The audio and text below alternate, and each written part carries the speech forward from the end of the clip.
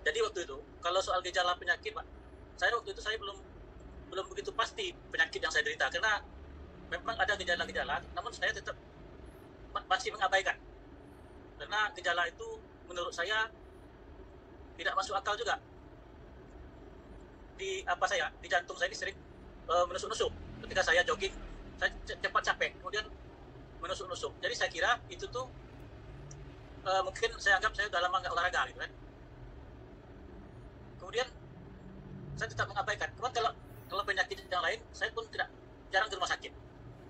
Seperti memang saya asam urat ada, asam lambung juga ada, cuman itu masih saya abaikan. Jadi pada tahun puncaknya di tahun 2018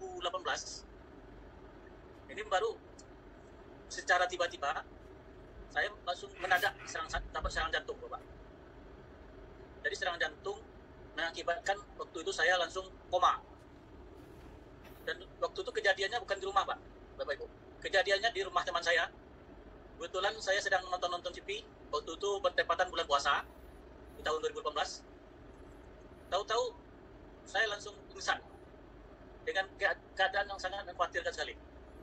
Mulut berbusa, tangan sudah kejang, pipis pun sudah keluar. Sehingga kawan saya ini panik. Langsung dipanggil para tetangganya untuk mengangkat saya ke mobil beliau. Langsung dilari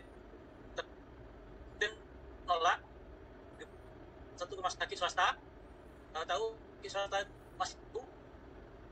Setelah dicek terindikasi saya katanya penyakit jantung, langsung disuruh dirujuk lagi ke rumah sakit yang lebih besar. Mungkin saya tidak bilang rumah sakitnya.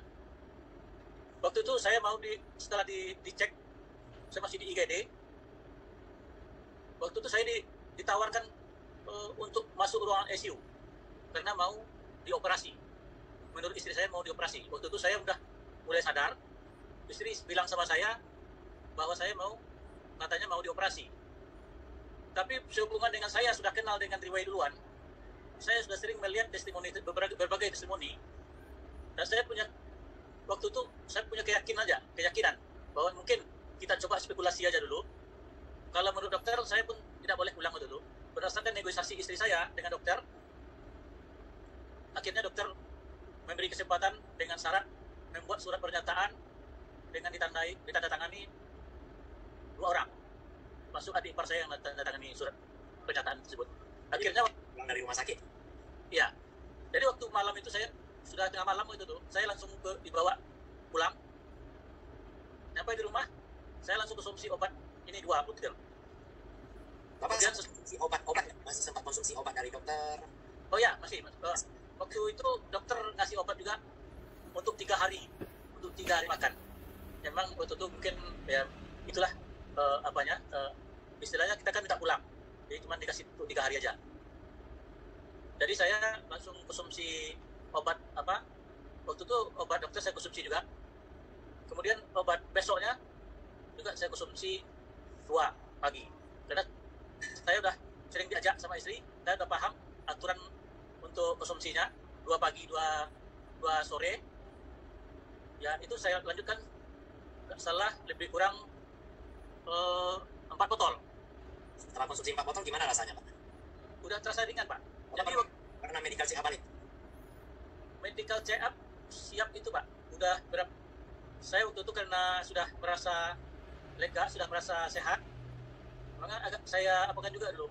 Agak lama saya cek lagi, Pak. Beberapa bulan, 5 bulan kemudian baru saya cek. Akhirnya dokter pun heran nengok saya. Bapak hebat ya katanya. Udah minta pulang, obat dimakan. Menurut dokter obat yang dikasihnya itu, Pak, harus makan seumur hidup. Oh. Iya. Jadi Bapak nggak minum? Tidak, saya minum. Akhirnya yang saya konsumsi cuma butir aja. Jadi dokter heran. Istilahnya memang dia tidak bilang, mungkin dia bilang Bapak masih hidup ya, bilang itu terus. Kan kondisi saya waktu itu memang katanya ada kebocoran jantung akibat kolesterol tinggi. Jadi menurut dokter itu ada 3 penyebab jantung ini. Pertama, rokok.